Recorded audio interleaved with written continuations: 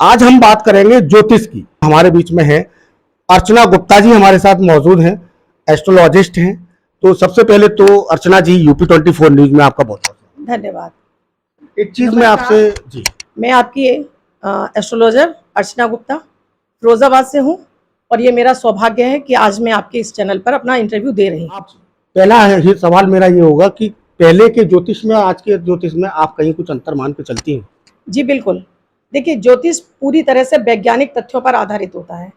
आपके नाम, date of birth और टाइम से आपके बारे में पूरा खाका खींच के हम भी बता सकते हैं कि आपका नेचर क्या है, आपके भविष्य में क्या होने वाला है, आपके पास्ट में क्या हुआ।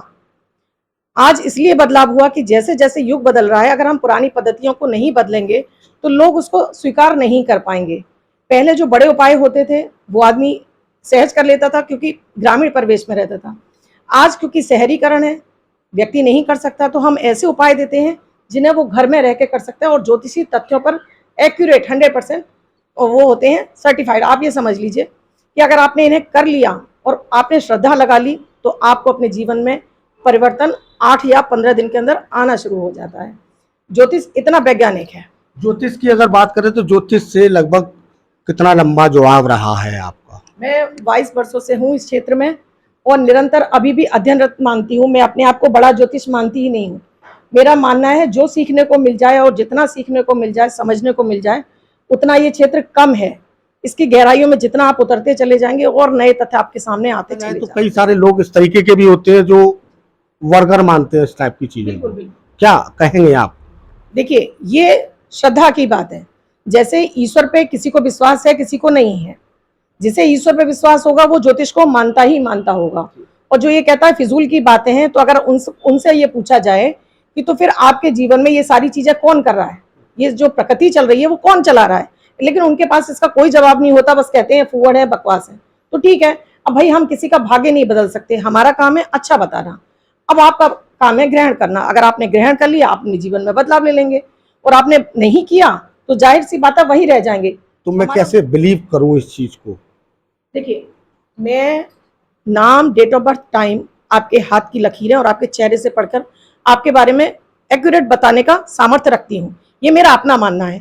अब जब मैं आपकी कुंडली खोलकर आपको पूछना शुरू करती हूँ, आपसे कहती हूँ अपने बारे में कुछ मत बताइए। जब मैं आपसे पूछना शुरू करती हूँ और आपके सवाल में जो जवाब मिलते हैं वो हाँ हाँ हाँ, तो आप क्या मानेंगे इसको? आप भी यही मानेंगे? आपको विश्वास होगा कि मैंने कुछ नहीं बताया, सामने वाला मेरे बारे में इतना एक्यूरेट कैसे? तो जाहिर सी बात है, मैं तो यही कहती हूँ अपने बारे में कुछ ना बोलो, पहले मेरे मुंह से सुनो। आपको विश्वास हो तो मेरे उपाय करो, क्योंकि जितनी श्रद्धा हम ईश्वर पे रखते हैं और विश्वास के साथ में पूजा करते हैं, इन उपायों को करते हैं, यकीनन लाइफ बदलने लगती है। जीवन में लॉ ऑफ अट्रैक्शन यानी कि प्रकृति को अपने साथ में जोड़ना ज्योतिष का वही काम है। ज्योतिष आपको कभी भी अंधविश्वास नहीं सिखाता है। जैसे कई सारी आपकी वीडियोस थी कि वशीकरण, वशीकरण करना, तो क्या माना जाए आज की चीज में कोई व्यक्ति इस चीज पर बिलीव कर सकता है कि ऐसे वशीकरण संभव हो पाएगा? क्या है, लोग इसका गलत अर्थ निकालते हैं क्योंकि जो ढोंगी बाबा और ये तांत्रिक वांत्रिकों ने इस वशीकरण को गलत अर्थ दे दिया। वशीकरण का मतलब है अपने मन में किसी और के प्रति अट्रैक्शन यानी उसका प्यार पाना। अब जब तक मैं उसको कुछ नहीं दूंगी, मुझे कुछ नहीं मिलेगा, तो जाहिर सी बात है मुझे अपने आप को बदलना है, सामने वाले को नहीं बदलना है। मुझे अपने देखने का नजरिया बदलना है। तो वशीकरण का मतलब यही है कि देखिए, ये होता है एक तरह से लॉ ऑफ अट्रैक्शन। हम जो मंत्र देते हैं उन मंत्रों के अंदर वैदिक मंत्र है, इतनी ताकत है कि सामने वाले के मन को भी आपकी तरफ आकर्षित कर दे। तो जो हम आपको प्रक्रिया बताते हैं, इसमें भी यही काम कराते हैं कि सामने वाले को देखकर उसको पॉजिटिव वाइब्स दो। अब जब हम किसी को पॉजिटिव वाइब्स देते हैं तो सामने से हमें उसको पलटकर पॉजिटिव ही मिलता है, और जितना नेगेटिव देंगे वो आदमी उतना हमसे दूर हो जाएगा। तो वशीकरण का नियम तो यही है। अब आप कहें खिला पिलाकर नहीं होता वशीकरण, मैं अंदर बताती हूँ, इसीलिए मैं बिल्कुल स्पष्ट बोल देती हूँ।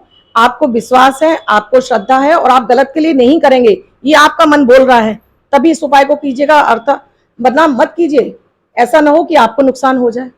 गलत की भावना से भाई आपका पड़ोसी आपको परेशान कर रहा है, आपने वशीकरण करने के लिए प्रयोग किया, नहीं होगा, उल्टा आप ही के ऊपर होगा ये, क्योंकि आपकी भावना गलत है। देखिए, अधिकतर किस तरीके की समस्या लोग आपसे शेयर करते हैं? देखिए, एक तो उनकी पारिवारिक रहती है, एक उनका रहता है कि उनके पति या उनके बच्चे उन्हें सम्मान नहीं दे रहे हैं, या उनका व्यवसाय नहीं चल रहा है, या ज्यादातर आता है लॉटरी, सट्टा और जुआ।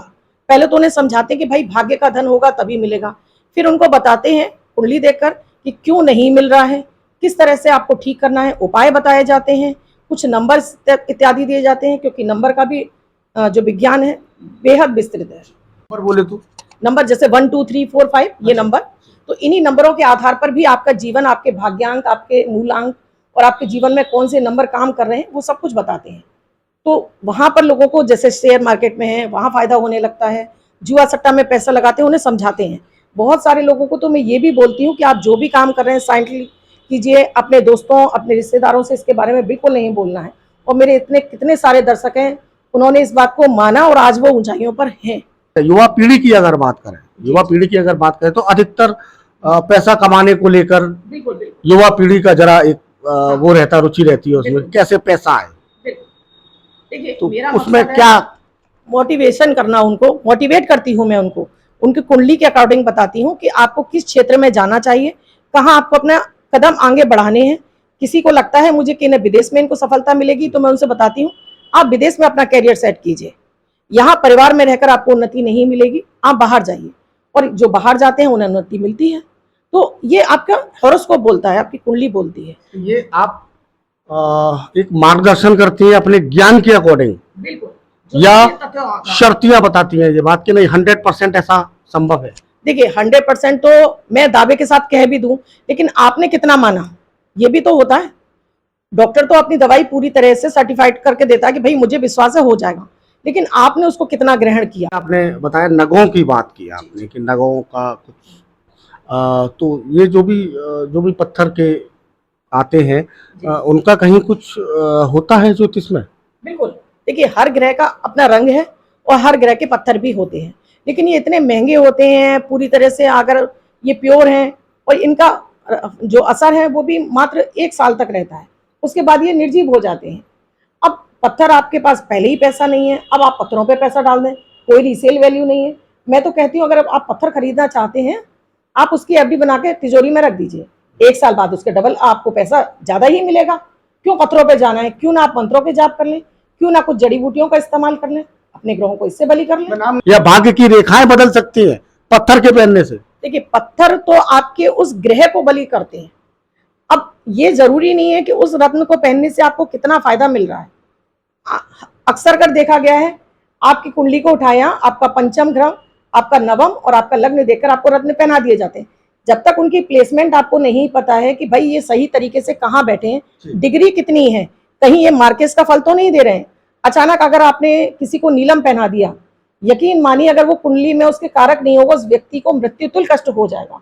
मूंगा पहना दिया, उसका एक्सीडेंट हो जाएगा। इसलिए हमेशा मना करती हूँ, धातुओं पर आ जाइए भाई, सस्ती है तो क्या हुआ, फायदा तो देंगी आपको और लॉन्ग टाइम पर देंगी, कोई इनका खराब नहीं है। आप इसको रीसेल करके पैसा भी कमा सकते हैं, अपना वापस पैसा ले सकते हैं। तो रत्नों की तरफ मत जाइए। बहुत सारे लोग कहते हैं रत्न पहनती है मैम आप, देखिए ये रत्न नहीं है, ये रत्न बिल्कुल नहीं है, ये सिर्फ मुझे पत्थर अच्छा लगा इसलिए।